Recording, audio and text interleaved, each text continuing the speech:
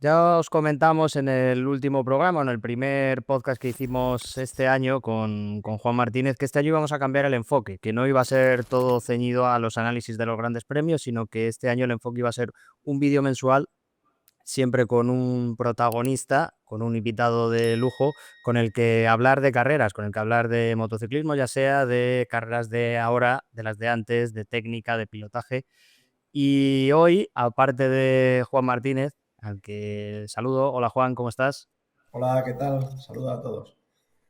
Pues tenemos un primer invitado de lujo que no es otro que un piloto brasileño de la época de los 90, de los 2000, incluso de finales de los 80, que corrió en las tres categorías y muy querido por la afición española. Alex Barros, ¿qué tal? ¿Cómo estás? Bienvenido a Motorol Magazine. Muchas gracias. Hola Alex, Juan, a todos aquí. Invitado de lujo, me sentí un poco demasiado prestigiado. Invitado ya está bien. Pues siéntete así, Alex, siéntete así porque y ahora lo vamos a reforzar hablando contigo. Antes de hablar de motos, de hablar de carreras, sí que me gustaría, que esto lo he hablado con Juan fuera de micro antes de empezar a grabar, ¿cómo os conocisteis vosotros dos? Porque es verdad que luego durante muchos años fuisteis rivales muy entre comillas, pero estuvisteis trabajando juntos prácticamente, Juan, en tus inicios en el Mundial. Bueno, yo seguro que lo tengo yo más presente que Alex, porque al final Alex era el piloto estrella y yo era el niño que empezaba a tocar un poco de suspensiones. Y para mí Alex fue, o sea, siempre tendrá un recuerdo muy especial porque fueron de mis primeros comienzos a principio de todo. O sea, el primer entreno que yo hice libre, solo, fue para Alex con Kanemoto en Esther Creek. Fíjate si me acuerdo. Aparte fue el 94, yo hacía de ayudante principalmente con Ramón Forcada, que era quien estaba en Showa. Sí, Y Ramón acabó su aventura en Showa y a mí, pues mi jefe en aquel momento, Hiroyuki Goto, no sé si te sí, acuerdas de él. sí, claro que de acuerdo. Sí, pues, Tengo una broma con él después. pues me cogí y me dijo, mira, este es tu billete de avión, te vas a un entreno a Esther Creek con Alex. Y digo, ¿cómo? Y nada, y ahí cogí la maleta y me fui con Alex, que fue bueno, el primer momento que tuve yo un trato personal con él. Obviamente, para nosotros, los que llegamos como mecánicos o como técnicos y demás, pues lo tienes muy claro, pero no es tan claro para el piloto, que al fin y al cabo pues van pasando gente dentro del staff técnico y luego con el tiempo pues obviamente ellos ya te van posicionando en el sitio, pero para mí fue un momento importante y chulo. Pero yo me acuerdo muy bien de esta época. No me acuerdo tanto de detalles, quizá que no sabía que fue de esta forma, que le fue de última hora, pero me acuerdo que hemos pasado toda la temporada juntos. Yo creía que era la primera vez que Juan venía al Mundial, pero me has dicho que era el segundo año ya, ¿no? Sí, Bueno, era el segundo. Ya se aseguraron que no ponía mal los muelles y ya sí. dijeron, ya puedes ir con los mayores, con Alex Barros. Y nada, para mí fue una experiencia muy chula porque al final para mí Alex, otro Alex que era Cribillé, para mí eran gente de mucho, bueno, mucho renombre. Yo tenía apenas 20 años porque al final con esto se da una cosa particular conmigo, que yo solía ser más joven que mis pilotos, que normalmente es al revés, ¿no? Y ahí realmente fue una experiencia muy importante, muy bonita para mí también por lo que significaba Eric Kanemoto, que era un técnico brutal, con George Bukmanovic y con todos los que habían ahí, Sí. pues era una experiencia brutal. Bueno, vosotros estuvisteis en el paddock metidos de lleno, ¿no? En el paddock, ya decía con Alex, desde finales de los 80, los 90, los 2000, en tu caso, Juan, hasta el 2013 como jefe técnico. Em, ¿Qué sensación os despierta ahora cada vez que visitáis el paddock de cómo ha sido la evolución de este deporte y de este gran circus, ¿no? Que es MotoGP? Bueno, mi parte hace mucho tiempo que no voy, no voy a menudo porque estoy lejos. La última vez que he estado en MotoGP fue hace 2 años Valencia. Fue la última carrera de Valencia hace 2 años. Sí, que ganó cuarta no, perdón, ganó a Bagnaia, que era la disputa con Martín, ¿no? Que fue el año pasado que Martín ganó. Eh, no pasé mucho, fui a ver más los amigos que conozco, que Juan también lo conoce, a los mecánicos, jefes de equipos, inclusive a Carmelo le fui a visitar ahí también, que está bastante ocupado, pero fue una visita muy rápida porque he estado 2 días solo. Entonces, lo que he notado yo, que hoy conozco un 30% de las personas que están dentro, porque estos días había mucha cara nueva, que son nuevas gente que no sé quién son. Entonces, sentí que a nuestra gente se está indo. Despacito está indo. Conozco menos gente dentro del paddock, ¿no? Claro, la gente principal, jefes de equipo, sponsors, estos que son los mismos, sí, mantiene igual, pero la gente de trabajo con mecánicos, inclusive jefes de equipo nuevos que nunca que he visto, son gente nueva, jefe de mecánicos que nunca escuché hablar también, que a lo mejor cuando corría estaban haciendo mejor la Copa España, algo así, empezando también, ¿no? Pero no, es más mayor, ha crecido mucho, está más, bueno, y esta es la tendencia, ¿no? Camiones mayores, más infraestructura, pero al final lo que importa siempre es lo mismo que hacía yo en aquella época, creo que Juan, esto es lo más importante, que a un miolo, que digamos que son la parte técnica, junto con piloto trabajando, claro que apoyo de la fábrica, y esto que hace realmente las cosas funcionaren, ¿no? Esa sinergia y saber trabajar de forma buena y ser impositivos no trabajo, ¿no? Para superar las adversidades que te aparecen. Pero lo que noté también, que no existía parte aerodinámica en mi parte, fui a hablar con Antonio, que estaba como jefe de mecánicos de Alex, en la época con Aprilia, y me explicó toda la parte aerodinámica, o que hace la moto. Y seguramente esto hace mucho más peso a los brazos de los pilotos, tiene que hacer mucho más fuerza, que justamente hace más presión, la moto queda más cargada, pero la importancia que la aerodinámica dio al contexto actual, que en nuestra época no existía cero, era cero de eso. Y lo que se nota es que la diferencia que hacía el piloto era mayor en nuestra época de la de que hoy. La parte técnica ha crecido mucho y el piloto hace menos diferencia. Aún hace diferencia, pero menos que en nuestra época. Que, por ejemplo, voy a dar un ejemplo bruto aquí, no sé si exactamente eso es la diferencia, pero un piloto podía sacar de brazo medio segundo y lo mismo esfuerzo para hacer hoy sacará un décimo o 2 décimas, más o menos, ¿entiendes? Porque la parte técnica te limita mucho. Este es bueno por una parte que deja todo el grid más cerrado, pero yo soy más que el piloto hace diferencia que la moto. Yo soy más de esta época, a lo mejor porque he hecho esta época. Cuando la pasa, y Fórmula 1 pasó mucho esto en la época suya, y han tenido que hacer limitaciones para que el piloto pudiera crecer otra vez.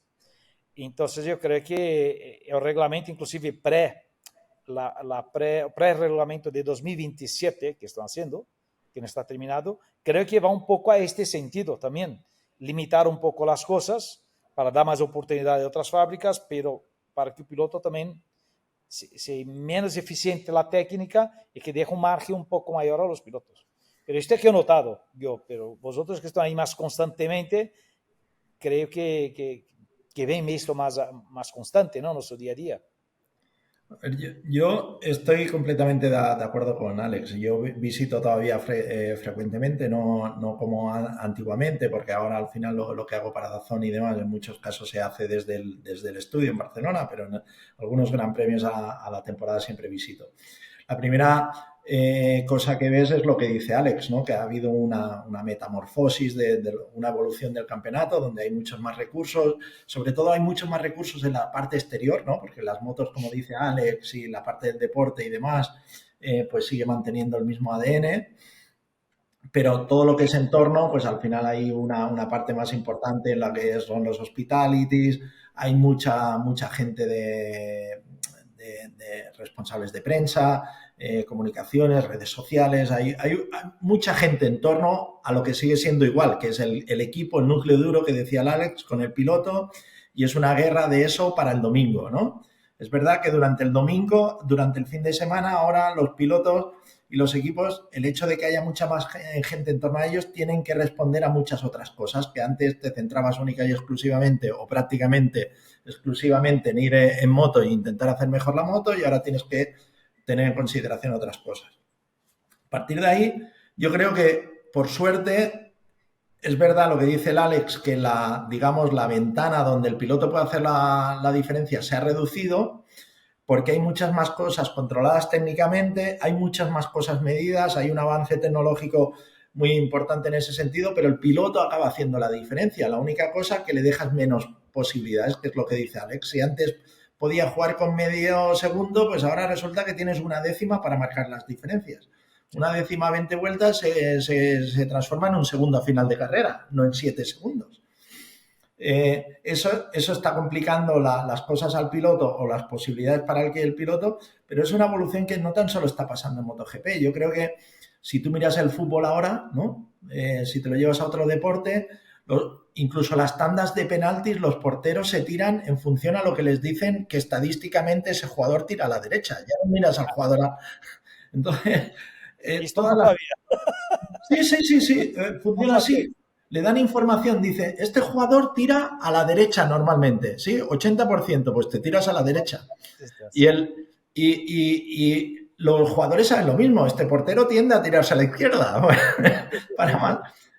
O sea, se están generando muchos datos en muchas cosas en la vida que antes no estaban, ¿no? Y eso hace pues, que nos comportemos de una manera diferente y cambia. Y eso se percibe cuando llegas a MotoGP, que encima es un mundo técnico, ¿no? Puramente técnico, pues entra toda esa tecnología que al final hay veces que te hace difícil entenderlo, ¿no?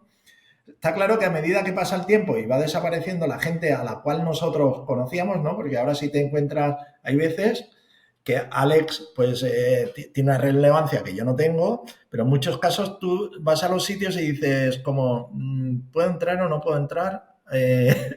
Siempre y entonces alguien te viene y te dice, sí, entra, ¿no? Porque te reconoce y dices, entra, pero en el momento es como, pero es lo normal en la vida, ¿no? Pero al final ahí lo que está claro para mí que siempre que vuelves ahí, pues sabes que has pasado años muy importantes de tu vida y que aunque estén cambiando muchas cosas, siempre hay algo de ti ahí. Sí, es verdad. Eso. Alex, hablabas de las motos actuales, también de ese análisis que te pudo hacer Antonio Jiménez de mostrarte cómo era la aerodinámica, ¿no? De una Aprilia de MotoGP. ¿Te habría generado curiosidad subirte a una de estas MotoGP actuales con tanta aerodinámica y tan diferentes a lo que tú condujiste? Primero, no tengo más el físico para hacerlo. Las lesiones, viejo, más gordito. Y yo no tengo más tantas ganas de ir en moto como antes, porque también he hecho alguna participación aquí en Brasil con equipos. He hecho 3 años aquí para ayudar al motociclismo, con 50 años, ahora estoy con 54. Y la verdad que no tengo más, tengo limitaciones físicas de mis lesiones que no me permiten más hacer lo que quería. Entonces, esto es muy frustrante. Entonces, cojo la moto, la cabeza te piensa una cosa. Voy a dar un ejemplo. He tenido una tripla fractura de cuadril aquí en Brasil y tengo una artrosis hoy permanente. Entonces, cuando voy a hacer curva para el lado izquierdo, que nunca me pasó, mi pierna no abre tanto. Entonces, no consigo tumbar o salir suficiente de la moto. Entonces, si hay que hacer la forma de conducir como hacen los pilotos actuales, físicamente no me permite. Entonces, me da mucha frustración por no poder hacer lo que quería, mismo que haga en mucho más despacio que los pilotos actuales. Entonces, es una forma que curiosidad sí puede existir, pero sé que no podría sacar o provecho. Otra cosa que me dijo Antonio también es que como las motos están a mucho más carga de presión, claro, esto ha cambiado totalmente los neumáticos. Los neumáticos hoy son mucho más duros, mucho más rígidos de carcasa. Y dijo Antonio, por ejemplo, dijo, Alex, los pilotos cuando salen, si salen como salen en tu época, te caes, porque el neumático este se fría muy rápidamente, porque por recibir tanta carga de presión y el neumático ser tan más duro, que no mantiene una cierta temperatura, o sea, que las gomas con sin temperatura no hay grip. Y si no pones la temperatura correcta, te caes. Entonces, sale como es tu época, seguramente en la segunda curva, neumático frío, te caes. Entonces, este sería también un problema. Y con la moto, tienen que poner mixtos, o que no existe mixtos hoy, o en lluvia o seco. Entonces, es otra forma de hacerlo, ¿no? Sin curiosidades, sí. Yo me imagino que hay mucha carga, haces mucho más fuerza con los brazos y las piernas, porque la forma de conducir actual trabaja mucho más las piernas hoy, que en nuestra época, que nuestro estilo. Lo sé porque he practicado con este estilo en las motos pequeñas y me cansaba la pierna un montón. Y al tener mucho más carga, la moto queda más pesada. Imagínate una curva de tercera marcha, la S de Mugello, por ejemplo, con esta carga aerodinámica, la fuerza que tienes que hacer con los brazos, el cuerpo y pierna es mucho mayor que en nuestra época, justamente por ser esta carga aerodinámica. Yo creo que esta carga aerodinámica puede ser hasta mejor. Creo yo, así hablando de un tiempo, yo creo que seguramente debe ayudar como casi 2 segundos las motos actuales con carga aerodinámica sin carga. La diferencia, porque la diferencia debe ser bestial de entrar en curva y la moto te tira para adentro, por ejemplo, o sea, hacer la presión y la moto te tira para adentro por esta carga. Esta es la impresión que yo veo mirando a los pilotos, ¿no? Si ves que la moto queda mucho más, claro, después hay nivel de suspensión que tú puedes bajar, la moto se levanta, trabaja menos el piloto para no preocuparse con la moto con anti-wheeling o que derrape tanto, porque tiene mucho más grip, pero haces fuerza de una forma, pero no trabajas mucho menos que en nuestra época. Por ejemplo, vengo de una época, si hablamos de 500 aún, que a cada curva que tú entrabas, tenías que hacer la frenada, intentar mantener la moto recta, no podía derrapar tanto, que no aceptaba, la moto no aceptaba esto.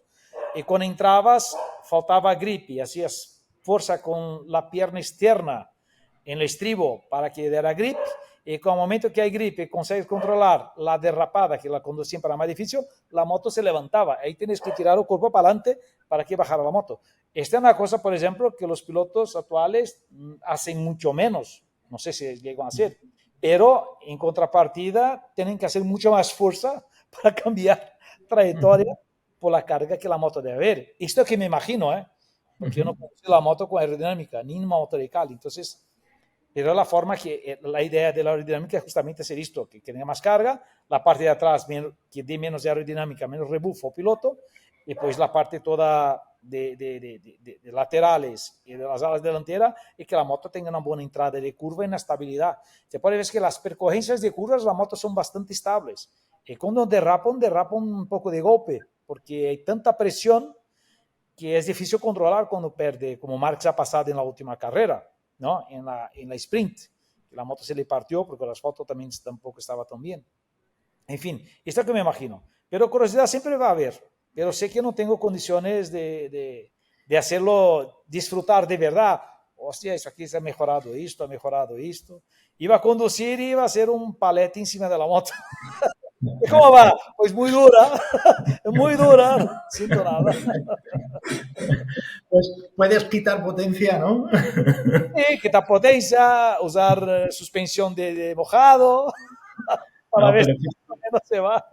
fíjate, estuve en Alcañiz cuando Alex dio sus vueltas con la 500, con su 500. Sí, Hizo el año pasado, hicieron el aniversario y como homenaje hizo 2 vueltas, ¿no? Y tú le preparaste las suspensiones. Sí, bueno, le hicimos el mantenimiento porque sí. imagínate, por lo menos que Parada.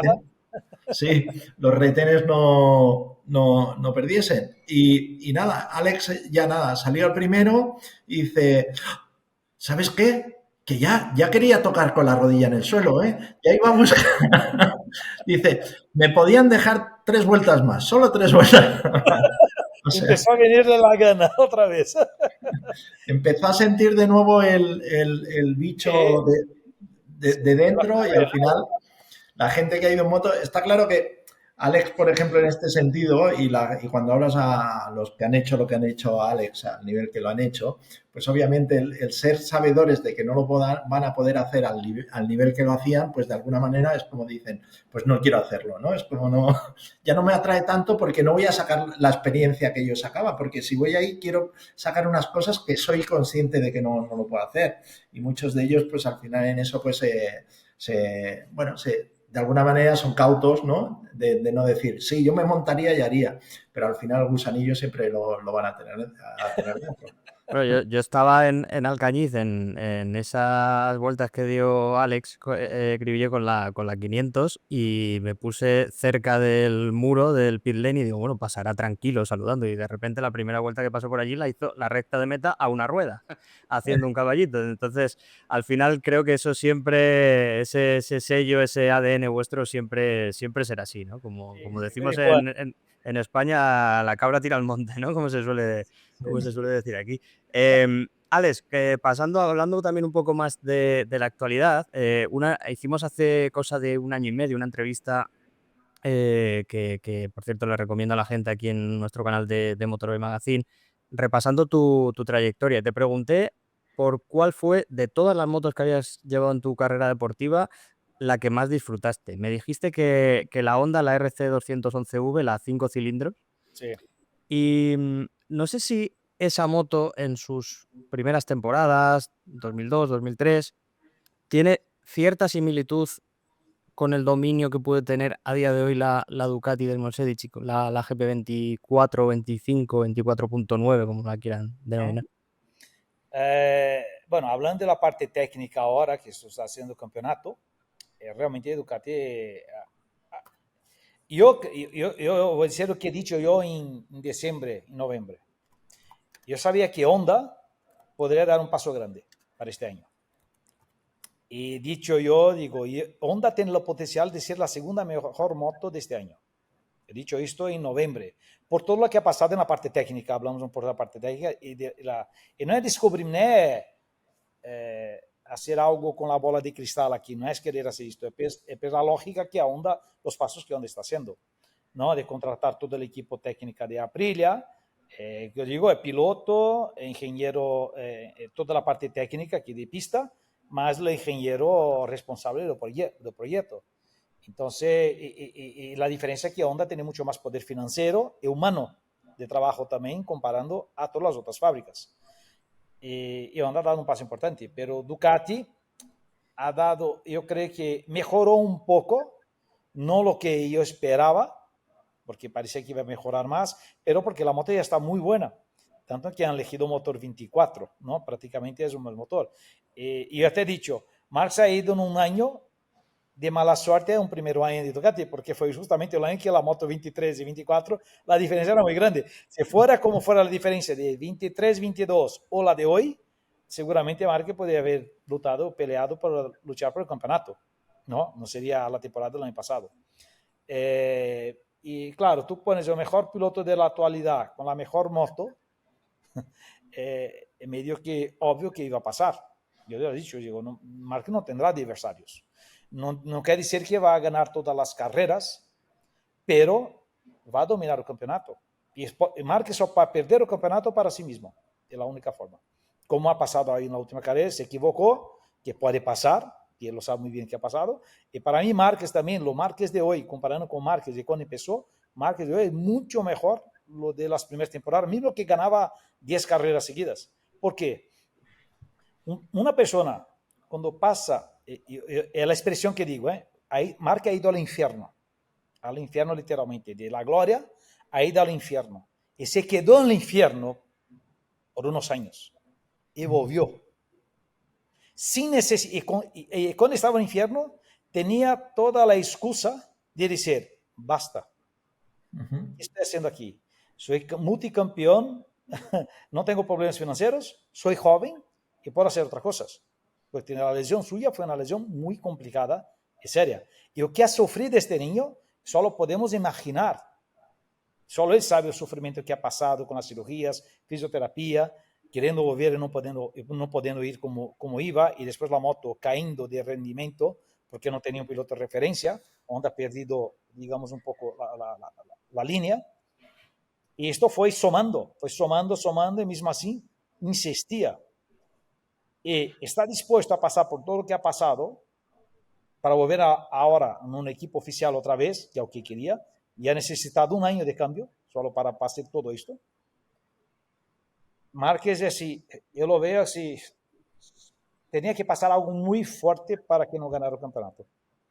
Y hablando claro de Ducati no hay mucho que hacer. Es una moto que, por ejemplo, el año pasado, Aprilia hacía un poco de frente a KTM.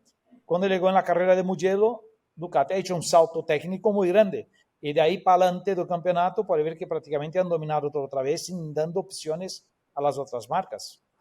Es claro que como público es divertido ver multimarcas participando y peleando por la primera posición.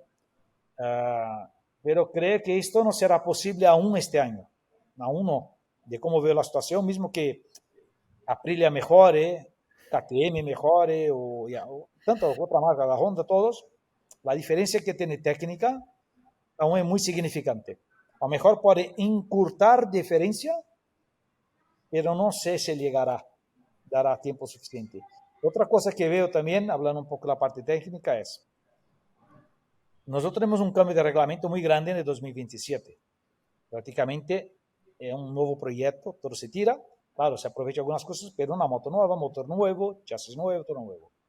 Entonces, no son todas las fábricas que tienen el budget de investir tanto para este año o el año que viene. La única fábrica que veo que seguramente, y cree que lo hará, será Honda.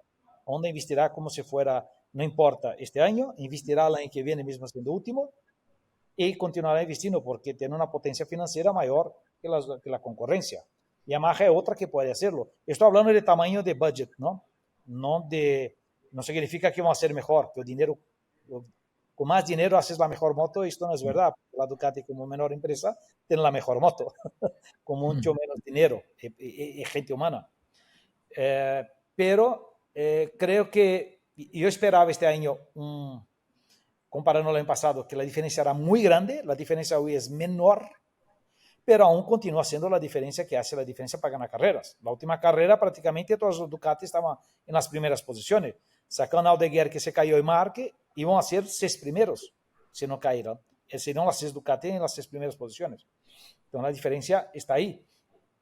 Pero yo creo que Honda durante la temporada, Yamaha que tiene que mejorar mucho. He hablado con Miguel Oliveira, por ejemplo, que tiene mucho problema de tracción y se ve claramente que Yamaha de la mitad de carrera para adelante pierde mucho rendimiento. Consiguen hacer un time ataque bueno, con Quartararo, que es un excelente piloto, pero se ve que me parece que hay un desgaste de neumático excesivo y pierde mucha tracción. O la moto no le tracciona mucho cuando pierde un poco de adherencia neumático. Hay que ver lo que pasa ahí. Pero yo creo que el proyecto de cambio grande para 2027, creo que las diferencias no serán, yo espero que la diferencia no sea tan grande como es hoy. Yo creo que Honda se está preparando muy bien para volver. Yo creo que Honda puede sorprender mucho en el futuro, creo, en este momento. KTM era uma incógnita para mim, o que ha passado com todo o problema da fábrica da deuda que tinha. Eu não sabia se estavam desenvolvendo a moto ou não, porque não estou aí. Então, aí budget, não há budget. Os pilotos também que passaram por um mês e meio aí, muito complicados. E o que parece é que ha perdido o rendimento KTM, comparando com o ano passado. E o que me ha sorprendido, que eu não esperava que iba a ser tão bem, é a Aprilia. Porque como han desmontado todo o projeto, o líder do projeto ha salido, a poner Fabiano, que é um que trabalhou comigo em Ducati, que se foi aí com outras ideias, que é um projeto que não é suyo, coger um projeto de outro e fazer que este projeto se mantenha crescendo, é muito difícil, é muito complicado, porque são ideias diferentes. Y me ha sorprendido Aprilia lo que está haciendo, la forma que está haciendo. Aparte de la última carrera que no fue bien, las dos primeras veces que, por ejemplo, que ha hecho, técnicamente, que salió allá detrás, ha hecho una carrera muy, muy buena, ¿no? Y Martín, si estuviera ahí, yo lo veía seguramente como un buen protagonista de estar ahí en las 3-4 primeras posiciones. Martín, si hubiera hecho bien la pretemporada y si hubiera estado con la moto ahí y todo bien en la primera carrera. Entonces, esta es la forma técnica que veo todo el campeonato. Ducati continúa siendo la referencia. Yo creo que será muy complicado batir marcas de Ducati. No veo, a pesar que Bagnaia puede hacer lo que ha hecho la última carrera, se aprovechó, encurtó. Seguramente la próxima carrera Bagnaia estará mucho más cargado. Lo que ha hecho Bagnaia en la última carrera demostró actitud, que no estaba teniendo mucho en las dos primeras carreras, al menos mismo sabiendo que no estaba a la altura técnica, combatió a los dos Marcs, no le dejó, no aceptó como estaba pasando, luchó por esto, y al final la victoria le salió. Está bien que Marc ha caído, pero al final ganó la carrera, y esto le ha dado mucho más ánimo. Yo estoy seguro que Valentín está detrás de ahí, le dando toda la línea de cómo trabajar ahí dentro, Estoy seguro. Y estoy seguro también que Mark también ayuda mucho a su hermano, que es normal, que tiene prácticamente la misma moto, porque la moto 24 y 25 o 24 y medio, como queréis decir, prácticamente son muy similares, no es como la del año pasado. Entonces, los reglajes son bastante... Bueno, yo voy a decir, por ejemplo, tú, Marque, ¿cuándo se destacó Alex Márquez? El último entreno de Malasia.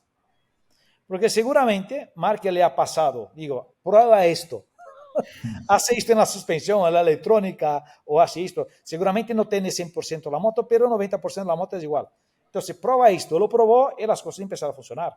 Y también es de decir que Alex es un gran, haciendo lo que está haciendo.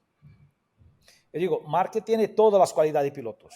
Tiene inteligente, visión de carrera, agresivo, técnico, es talentoso por naturaleza y tiene todos los... Y es muy difícil tener un piloto todo esto. Muy difícil. Son raros en la historia que ha tenido. Y Alex no tiene el talento de hermano, él lo sabe. Pero mismo así, a costo de trabajar y dedicarse, que es lo que hace, fue campeón del mundo en Moto 3, fue campeón del mundo en Moto 2 y hoy está ahí peleando por el título. Le costó más tiempo, ¿por qué? Porque no tiene el talento del hermano. A él le sale las cosas a base de mucho trabajo. Pero es de enorme grandeza lo que está haciendo Alex. Para mí es un piloto que tiene una virtud muy grande, que pocos pilotos lo tienen, ¿no? Sabiendo sacar la diferencia de la calidad de talento a base de trabajo, Sí, sí. ¿no? Entonces, Sí, sí. eso es muy bonito de ver. A mí me gusta mucho. Yo, si tenés que elegir un piloto, claro, lo ideal es que tenga un piloto como Mark, que tiene todo. Pero si tú tienes que elegir un piloto que es solo talento o solo dedicación uno al otro, yo siempre escojo de la dedicación. Porque este está acostumbrado a todo día a tener que comer poco para las cosas de bien. Y cuando este está, siempre le sale bien. Pero en el primer momento de crisis, a veces este piloto de talento se hunde. Digo esto porque he trabajado con niños también, ¿no? Y esta es una cosa que trabajaba con los pilotos aquí en Brasil. Y me preocupaba mucho el piloto talentoso, que cuando son pequeñitos ganan todas las carreras, no cuando son de categorías de base. Pero en la primera crisis, esos pilotos, si no se ponen pilas, se quedan en el camino. Y aquel que está acostumbrado que hay que dar duro toda vez para que el resultado salga, es normal para él. Que trabajar es normal, no como el otro. Entonces, lo que hace Alex, tener un hermano así, es de, claro que son muy unidos, viven juntos, todos se ayudan mucho, pero es de mucha, digamos, nobleza y de grande calidad humana lo que hace Alex. Bueno, al final ser trabajador es un talento también. Lo que pasa que habitualmente, como el trabajo no le gusta a nadie, habitualmente pues se quita de la lista del talento, pero tener esa capacidad de trabajo es una buena cosa. Mira, yo a todo esto que dice Alex, yo creo que Honda, en ese sentido, y sobre todo al final nos pasa a los nostálgicos y a los de la edad nuestra, ¿no? Que hemos visto ganar tanto a Honda que no nos creemos, ¿sí? De que no vaya a volver a ser lo que era, ¿no? Porque sabemos del potencial, lo hemos vivido. Alex, cuando tú decías si la RCV tenía ese dominio, Alex le pusieron una moto montada a 4 piezas en Motegi, la primera carrera con de la 500 a la RCV y ganó. O sea, que una moto con un potencial bestial. Lo que sí que es verdad, que ese cambio de tendencia en Honda, al cual hace referencia Alex, les da la posibilidad también de construir un proyecto deportivo, ¿no? Honda ha perdido de alguna manera el liderazgo técnico y ha desaparecido el proyecto deportivo de Honda, porque estaba todo en torno a... Ahora, el hecho de que vuelvan a conseguir un mínimo de resultados te da la posibilidad de ofrecerle a alguien esa moto y que alguien con un determinado perfil de piloto pues diga, voy a ir a Honda, ¿no? Porque hasta ahora, en estos últimos años, todo el mundo ha dicho, yo no quiero ir, de alguna manera, ¿no? Al final han sido los descartes más o menos que han ido pasando por ahí. Y esto, Honda ahora mismo tiene esa oportunidad de decir, puedo construir un proyecto porque puedo ir a llamar a la puerta de alguien para decirle, oye, sabemos el camino, tenemos los medios, ven con nosotros que podemos volver a luchar por ganar el campeonato. Y eso es una cosa importantísima.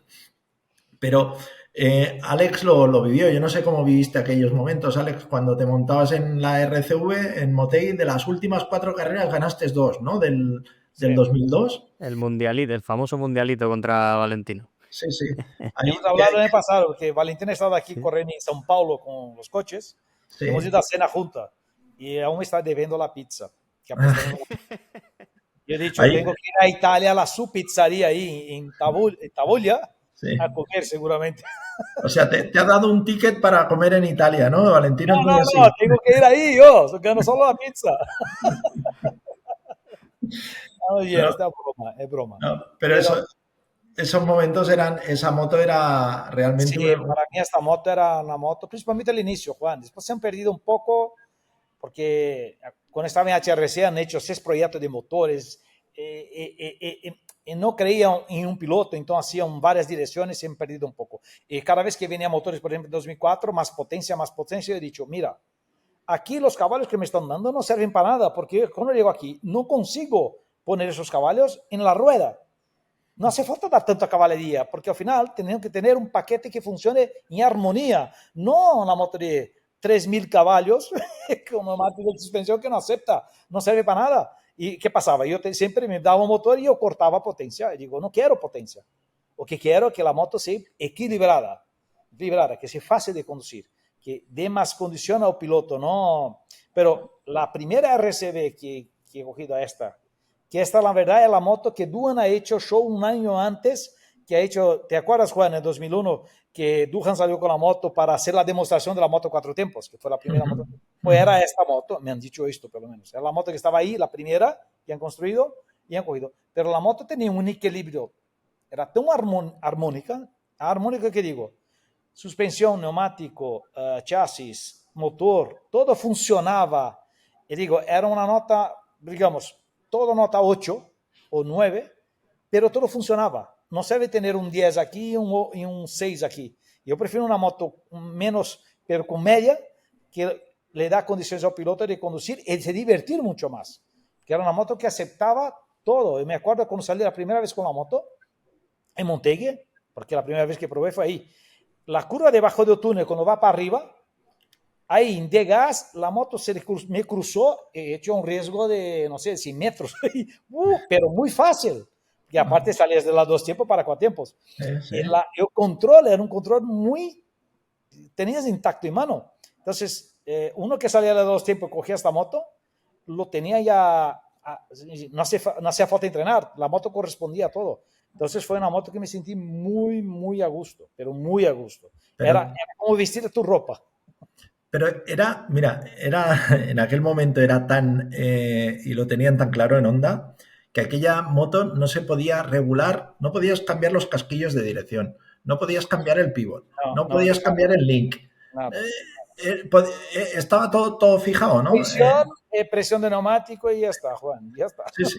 Era un poco crítico el embrague en aquella época. Sí, Porque, yo tenía un problema. Sí, pero era súper equilibrada. Luego empezaron a ver, introdujeron el airbox, porque al principio no tenía ni airbox, no estaba presurizado esa moto. Y era una moto fantástica. Es verdad que en aquel momento pues entró en la categoría en un momento donde al final competía con motos de unas carencias evidentes, pero realmente se adaptaba, porque fíjate, Alex se montó en el mismo Gran Premio, es que ni test ni nada de nada. La moto era fantástica, Y es verdad, el embrague en Australia me sacó la victoria, Juan. Ahí, que paso recto, la gente que se me equivoqué la frenada. No. El problema es que solté el embrague. Si tú ves, cuando faltaba 5 voltas, empezaba a dar problema. En la curva 2, Valentino me pasa porque hablando un poco de la técnica, ¿no? Cuando tú vienes en tercera o cuarta, y cambias a segunda para entrar en esa curva. Cuando puse segunda, el embrague calentaba mucho y tú cuando soltabas era como si tivesse tirado el embrague aún, y el embrague tenía una tardancia de 1 segundo más o menos, a que volviera, a que se expandía y después se volvía a la posición normal. Entonces este 1 segundo, cuando entra, claro, cambia la segunda y haces así, tienes que girar la moto. Y me he hecho y la moto se me derrapó de atrás y perdí. Y ahí cuando fui a intentar pasar Valentina la última volta, frené aquí, pero cuando saqué, era como si hubiese puesto punto muerto. no tenía freno motor. Entonces la moto no paró. No porque me equivoqué en los metros, porque el embalaje no funcionó. Si no, seguramente hubiera parado la moto. Sí, sí. Era el punto débil. El único. Sí, sí. Era el único que había. Sí.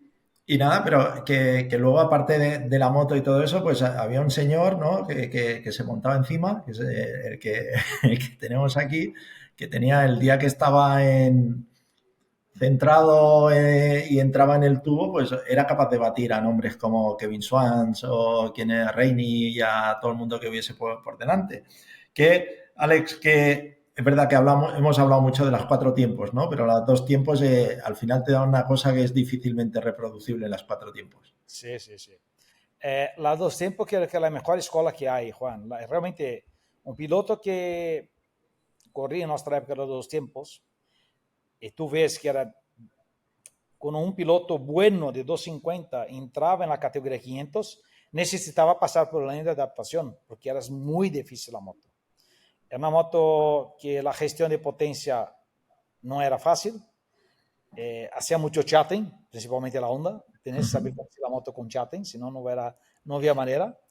Era una moto que tienes que tener una sensibilidad con control de gas muy grande para justamente saber dar la potencia sin que los high sides te pasaban.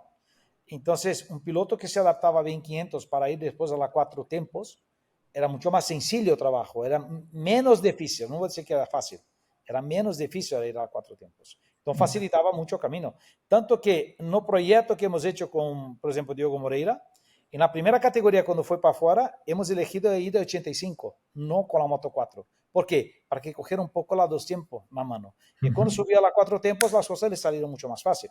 Entonces, la escuela de 2 tiempos aún es muy efectiva para dar la sensibilidad al piloto. Después, claro, después que el piloto está bueno, le pone toda la gestión electrónica que hay hoy, que le ayuda, y le salen las cosas mejor aún. Pero hablamos de Diogo, que es rápido en velocidad, en supermotar, en motocross, en dirt track, ¿no? Es un piloto súper versátil. Então, Diogo viene do motocross. Eu fui correr a Diogo numa carreira de supercross, com 10 anos. Fui aqui a uma carreira que se chama Arena Cross, que era um supercross. Estava na categoria 50, se não me engano, tinha 10 anos. 50, se não me engano. E vi un chavalín que iba mucho más rápido que todos. Yo digo, o este es muy bueno, o los otros que no van tan bien. Y hemos hecho una prueba para hacer en velocidad, pero recordáis que Diogo creció, ha hecho los 4 o 5 primeros años de su carrera deportiva fue en tierra. Después vino a la velocidad. Entonces él tiene un tac y nunca dejó la tierra. Siempre mantuvo en los entrenos. Yo siempre le pedía para que entrenara, pero no tomaba riesgo necesario, porque iba muy rápido siempre, pero no tomaba riesgo para no hacerse daño, pero nunca dejó la tierra. Entonces, el dominio también de un piloto, que en la tierra la moto siempre está perdida y siempre hay que controlar, cuando le ponen el asfalto, le ayuda también, tiene una técnica más apurada también. Entonces, ese es de los puntos fuertes de Diogo. Otra cosa que Diogo tiene de punto fuerte, es un piloto que no se cae mucho, cae muy poco, pero sí. No un año, siempre. Y es un piloto que es muy inteligente también, y esto es difícil a un joven. Normalmente los jóvenes van a por todas a cada curva, que no piensan mucho. Y es un piloto que si tú ves cuando está peleando, es un piloto que a mitad de carrera, si hay mucha pelea y hay riesgo, él se aparta. Y cuando hay necesidad, que las últimas vueltas ponelo abierto. Entonces es un piloto inteligente de carrera en saber administrar los momentos que hay que poner riesgos o no, que no hace falta. Esto es importante porque un piloto cuando se cae mucho también hay el riesgo del piloto hacerse daño, ¿no? Y complicarse la vida también.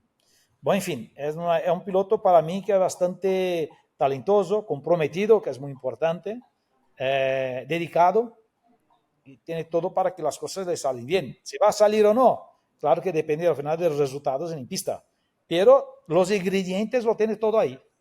No le falta nada, digamos así. Yo he seguido un poco los entrenos que hace porque con Ángel Grau, que es donde él está, bueno, constantemente entrenando y hace las carreras de supermotar que ha hecho del campeonato del mundo y demás.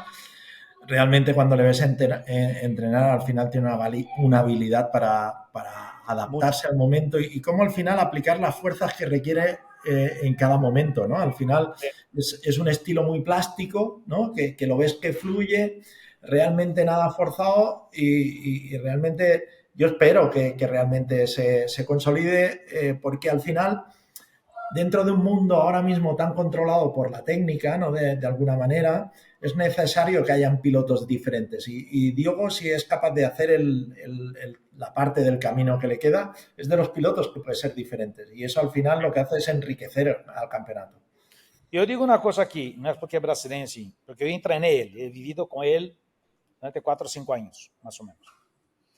Y he conocido él con persona, su esencia de persona, que es importante también, porque esto influencia en las decisiones. Es un piloto que no le dan problemas en el camino que tiene que pasar para llegar a MotoGP. Es un piloto que tiene todas las condiciones de luchar para ser campeón del mundo de MotoGP. Si esto va a suceder o no, claro que depende de resultados, que todo lo va bien, que no se haga daño. Hay unas consecuencias de cosas que hay que montar. Pero los ingredientes, como he dicho, no le faltan nada. Es un piloto talentoso, inteligente, se cae poco, tiene visión de carrera, es un piloto rápido, agresivo cuando necesario, entonces sí, y es dedicado. Entonces, tiene las herramientas todas en la mano. Solo hay que saber trabajarla y dar constancia no trabajo para que llegue. Y tiene un estímulo que tiene tanto él como todos los aficionados brasileños al motociclismo, que es que si todo va normal, en 2026 el Mundial de MotoGP puede volver a Brasil. ¿Qué supone también eso para vosotros, Alex? Volver a tener un gran premio en Bueno, casa. para mí no cambia nada. Claro, el premio está aquí, pero para los pilotos brasileños, recordar que en mi época, cuando empecé en el Mundial, el mercado brasileño era un mercado muy pequeño de motos. Entonces, ser un piloto, hablamos ahora un poco de la parte política, digamos, de la cosa, cómo funciona. Siempre la prioridad, al final, las fábricas de motos quieren vender motos, la fábrica de aceite quiere vender aceite, y así es por delante. Y claro que hacen cosas, inversiones para que las cosas funcionen. En mi época, cuando era un piloto brasileño que empecé en el Mundial, el mercado brasileño era un mercado que no tiene una representatividad grande para el mundo. Hoy, con todo lo que ha pasado ya, Brasil es el sexto mayor mercado del mundo de motos. Sexto. Perdendo para China, India, Estados Unidos y otro país asiático. Pero es muy grande. Hablamos de 2 millones de motocicletas vendidas anuales aquí. Y el mercado brasileño no es que vende solo las motos pequeñas como en Asia, o Estados Unidos que solo vende motos grandes que no vende moto pequeña. Brasil es uno de los pocos mercados del mundo, esto no dicho por mí, esto dicho por gente que del mercado, que se vende de la moto pequeña a la moto grande. Entonces, en Brasil se venden todas las gamas de motocicleta, claro, más alta, más costoso, vende menos cantidad. La cantidad mayor siempre en las motos pequeñas. Pero es un mercado que coge todo. Inclusive ahora está, lo que está pasando en Brasil, por ejemplo, las scooters, como fue 20, 30 años atrás en Europa, el mercado de scooters está creciendo mucho en Brasil. Pero mucho. De scooters grandes también, no son pequeñas. Las 400, las 600, está en el mercado. Entonces, es un mercado de tamaño. Y otra cosa que tenemos, bueno, si tú coges Brasil entero, pero principalmente de la parte de Río para adelante, para sur, para arriba, hace calor prácticamente el invierno nuestro, pero el invierno de Río de Janeiro debe ser 18 grados, 20 grados. Entonces tú vas en moto todo el año, no es un problema como pasa en Europa y algunos países, no digo España, pero si vas en Suecia, seguramente en invierno dificulta ir de moto, no, en Alemania o norte de Alemania. Entonces es un país también que te propone te da posibilidad de ir en moto todo el año.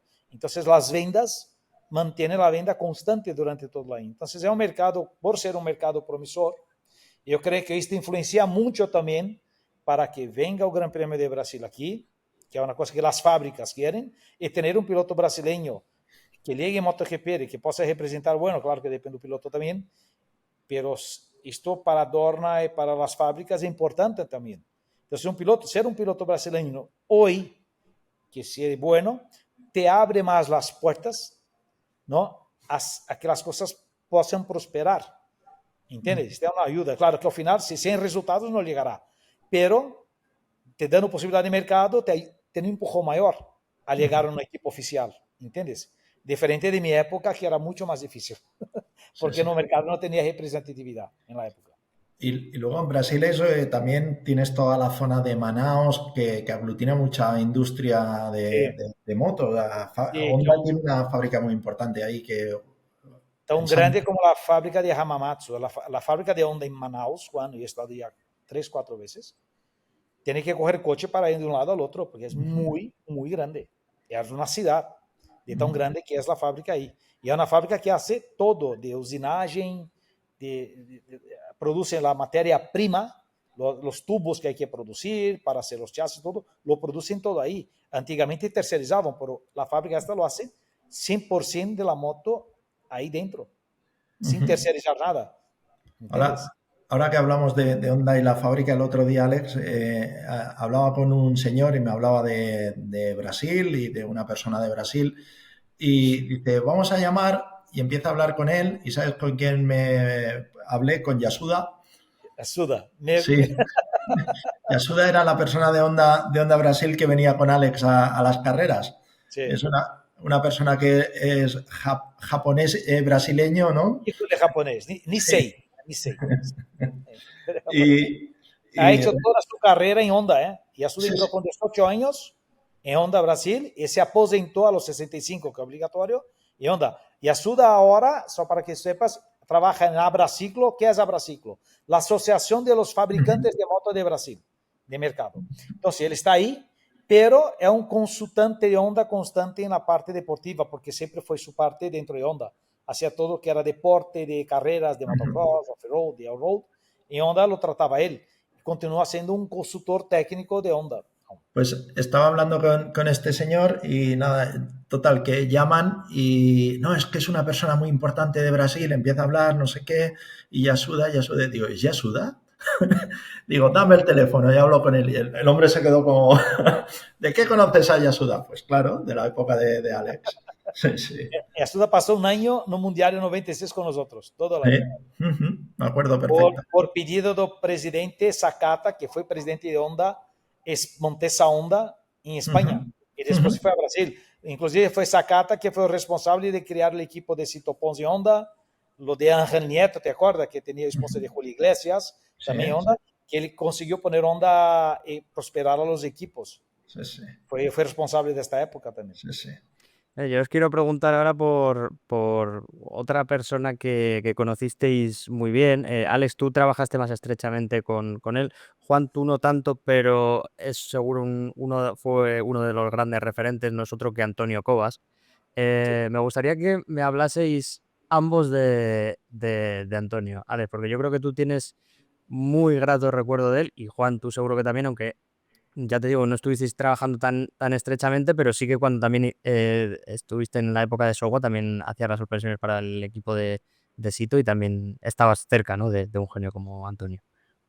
Mira, yo he trabajado 4 años seguidos con Antonio. 4 años, güey.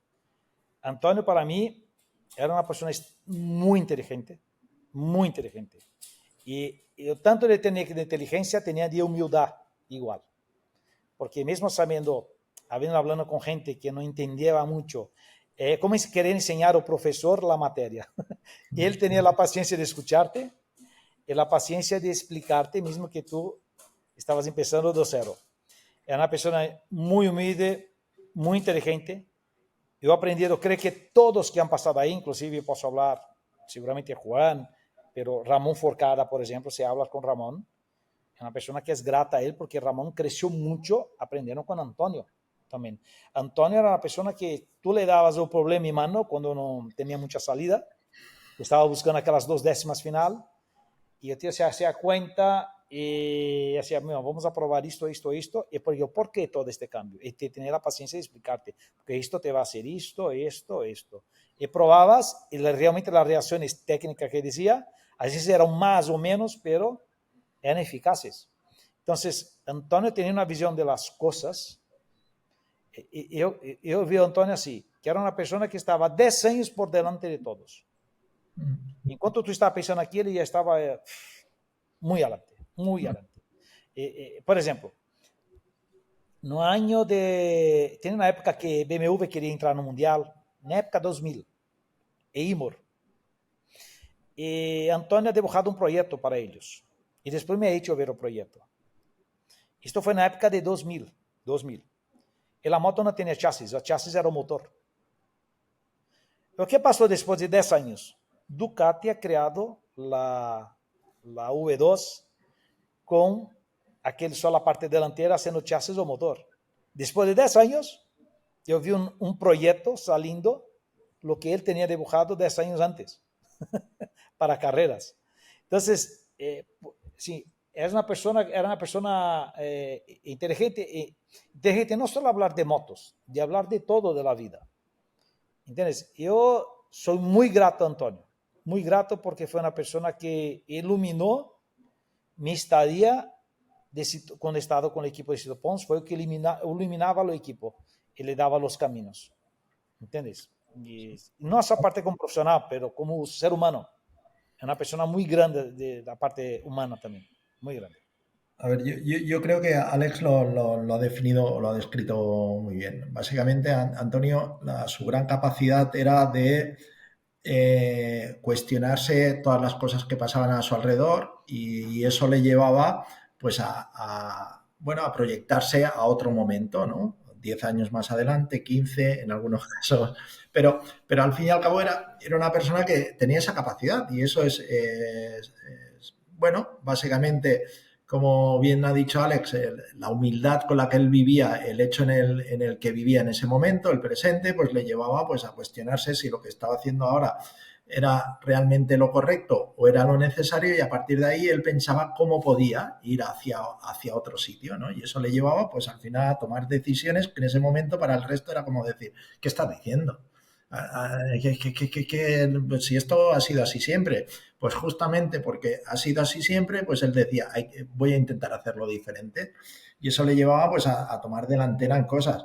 A mí la experiencia más importante de la época que yo hacía, pues bueno, las suspensiones entre ellos de Alex cuando estaba ahí en el Honda Pons y demás, que hacíamos el servicio para ellos, pues básicamente para mí fue la primera vez que vi la realidad de la sistematización de la analítica de datos que generaba la moto. Sí, a diferencia de lo que pasaba en ese momento, incluso dentro de Honda, en la dinámica de trabajo de dentro del equipo, la figura del electrónico o del analista de datos no existía en aquel momento. Sí. Se ponía a disposición unos datos, había un único ordenador y tú ibas allí y empezabas a mirarte los datos. ¿Sí? Para personas, pues Antonio tenía una formación académica, por ejemplo, que yo no tenía, pero para mí una cuestión que siempre me generaba nerviosismo es tener que tomar decisiones siempre en base a las sensaciones que yo tuviese o las sensaciones que tenía el piloto sin poder medirlo, ¿no? Entonces, cuando al final se empieza a ser más común el uso de los datos y demás, pues yo tenía el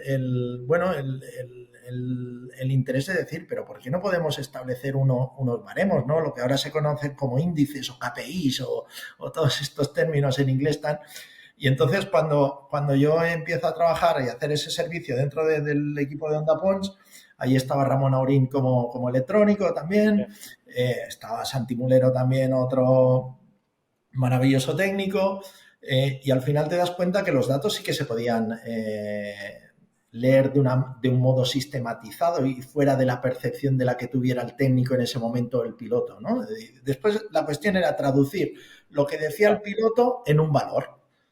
Y encima él era bueno en hacer eso. Y para mí eso fue un cambio tan grande como lo que vivió en su momento cuando introdujo el chasis Delta Box de alguna manera en los campeonatos, ¿no? Luego yo el proyecto al cual hace referencia Alex no lo he visto, pero sé que él tenía inquietud por hacer cosas muy diferentes. De hecho, te diré que la escudería de Cito Pons, cuando tenía a Antonio en su estructura y cuando estaba bien Antonio, pues ellos trabajaban también para generar conocimiento que enriqueciese el equipo. Que eso es una cosa que ahora mismo no es muy extendida, ¿no? De hecho, antes habían en algunos sitios donde tenían esa inquietud tipo a Kenny Roberts, ¿sí? Que pasó de gestionar motos de Yamaha a hacerse sus propias motos, ¿no? Ahora eso prácticamente no hay ninguna escudería privada que lo pudiese hacer, ¿sí? El conocimiento está única y exclusivamente recae en las fábricas, ¿sí? Por eso cuando se hablaba, no, es que ahora el equipo Pramac se va a Yamaha, pero ¿qué te llevas? Los paneles y las herramientas y 4 cosas más. Pero en aquel momento era tan visionario que hasta él entendía que había que generar ese conocimiento. Es verdad que él venía ya de una tradición de haber hecho su propia marca, ¿no? Con lo de JJ y demás, pero en ese sentido yo creo que la virtud de Antonio era, bueno, su humildad que le llevaba a cuestionarse el momento para vivir en otro y habitualmente ese momento no era pasado, era futuro. Y por eso es una referencia, Antonio, y será una referencia siempre. No, una palabra para Antonio, es un genio. Un genio. Y muchas veces pensaba tan adelante, como ha dicho Juan, hablaba unas cosas y dice, ¿qué tú estás diciendo? Porque estaba tan avanzado y tenía que retroceder para enseñar a los monos para ver, coger la herramienta, la hacía así, ¿ok? Porque estaba muy avanzado. Esta es la pura verdad esta. Era un tiempo más adelante de nuestra época. Sí, Lo sí. veía mucho más allá. No, mucho, lo que el ser humano no ve. Y Pero, personas así son muy especiales, son muy raras las personas así. y tenía, al fin y al cabo, esa capacidad que ahora tuve, esa capacidad de exponerse también por una idea, es algo parecido a lo que demuestra Gigi cada día, ¿no? Es decir, yo me comprometo con mi proyecto y soy capaz de exponer introduciendo mejoras. Honda lo que ha hecho durante muchos años, debido a la sistematización y el método de trabajar japonés y demás, unido en aquel momento a una filosofía de vida muy diferente a la que hay ahora, ¿no? Porque todavía era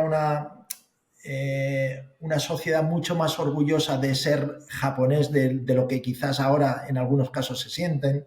Tenían un espíritu. O sea, yo ahora, por ejemplo, en todos estos años malos de Honda, o sea, era impensable en la época que después de perder tanto no hubiesen habido sacrificios, que no hubiesen sacado a nadie. O sea, era impensable. Tú cuando veías al director de Honda que todo el mundo se ponía firmes.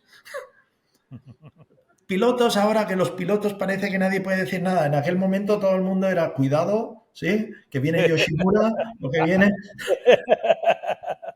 Oguma, ¿eh? O que viene. Ya.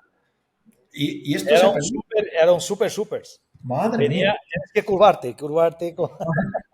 Tenía que dar respeto. Sí, sí. Pero yo como estaba afastado del Mundial, ¿sabe quién puede responder muy bien esto? Alberto. Porque Alberto ha vivido toda esta época que estamos hablando y ha vivido todo este momento de bacha, de onda, y ahora que está subiendo. Alberto es una persona que está bien ahí dentro y sabe muy bien lo que está pasando. Yo no sé si han perdido dirección, yo no sé por Marx era un piloto líder y cuando ha dado bajo Marx, tú puedes ver que la moto ha dado bajón y no es coincidencia, porque ha perdido su piloto de referencia, que el piloto es importante, el piloto número 1, ¿no? Que da las direcciones correctas. Yo no sé la parte de ingeniería, con tantos ingenieros capaces, y Honda todo el año hay ingenieros nuevos entrando, siempre, y hay mucha gente, como no han tenido la capacidad de, mismo que progredisen en menos velocidad, pero continuar progrediendo.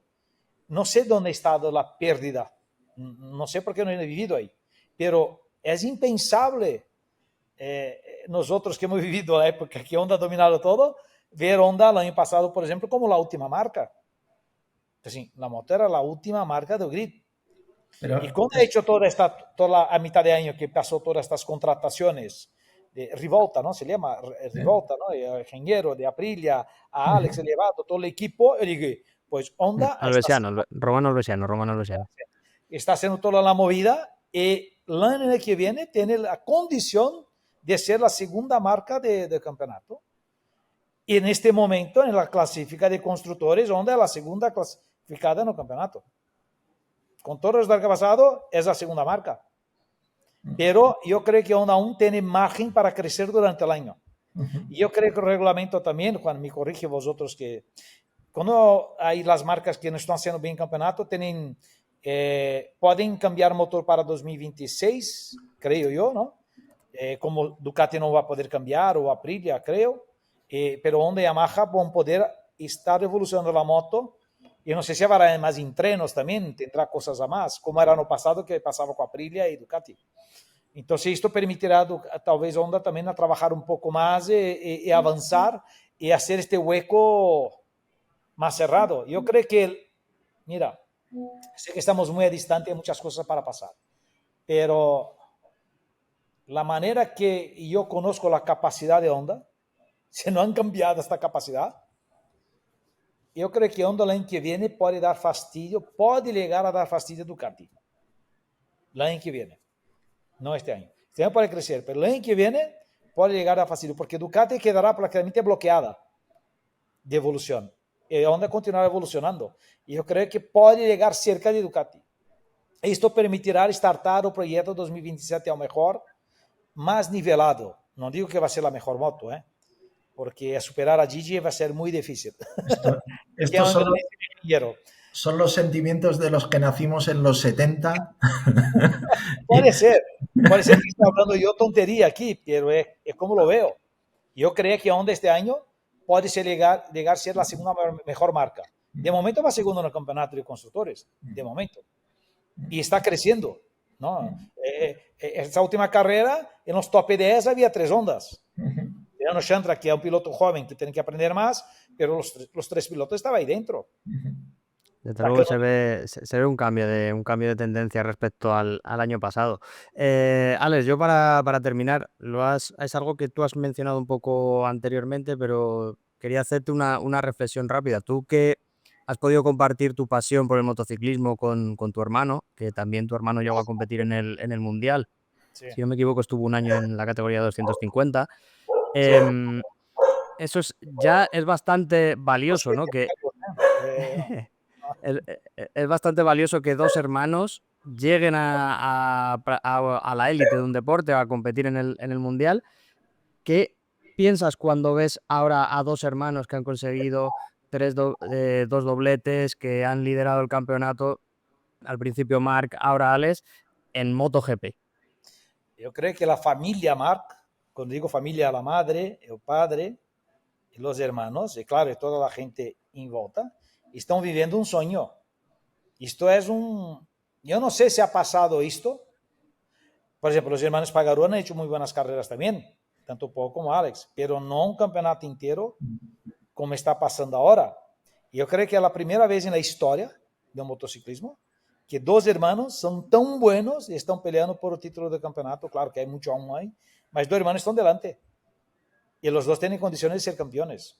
Claro que Marc tiene a pesar de ser más talentoso y tener estar en el equipo oficial, tener esta ventaja, pero está ahí. Hoy el líder del campeonato es su hermano, ¿no? Por un punto, mas no importa, está ahí. Estos son los fatos.